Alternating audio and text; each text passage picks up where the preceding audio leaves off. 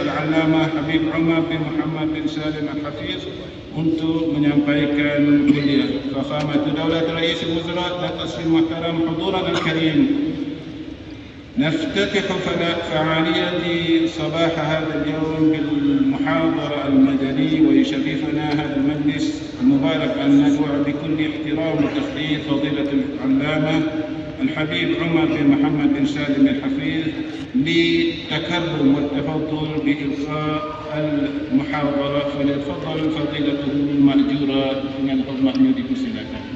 Ijmahan akan disampaikan oleh الفاضل فضيلة الشيخ حبيب علامة علي زين العابدين. الله عليه.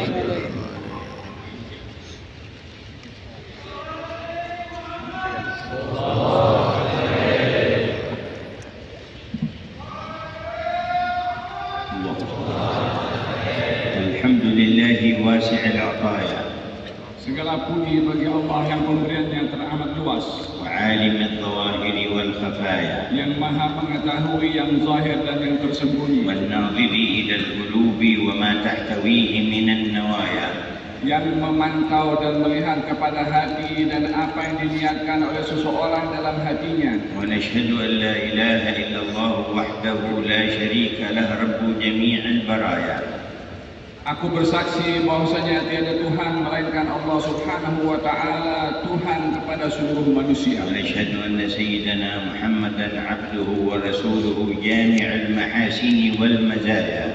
Aku bersaksi juga bahwasanya Nabi Muhammad sallallahu alaihi wasallam adalah hamba Allah dan utusan Allah yang terhimpun kepadanya segala kemuliaan dan keistimewaan. عظيم الخلق طيب السجايا، memiliki akhlak yang agung dan juga nilai-nilai murni yang baik. صلى الله وسلم وبارك وكرم عليه وعلى آله وأصحابه ومن سار على دربه إلى يوم حل القضايا. Salawat dan salam tercurahkan kepada beliau dan juga kepada ahli keluarga Nabi Muhammad dan juga kepada para sahabatnya serta kepada para pengikutnya. وعلى آبائه وإخوانه من الأنبياء والمرسلين أهل المراتب العالية والشرف والمزايا. Salawat dan salam tercurah juga kepada pendahulu beliau daripada para nabi dan juga para rasul yang mereka adalah golongan orang-orang yang diangkat kedudukan dan darjatnya oleh Allah. وآلهم وصحبهم وتابعيهم. Dan juga bagi keluarga mereka para nabi dan pengikut-pengikut para nabi. وعلى الملائكة المقربين وجميع عباد الله الصالحين. Tercurah juga kepada seluruh para malaikat yang dekat dengan Allah dan hamba-hamba Allah yang saleh. وعلينا معهم وفيهم إنه أرحم الراحمين.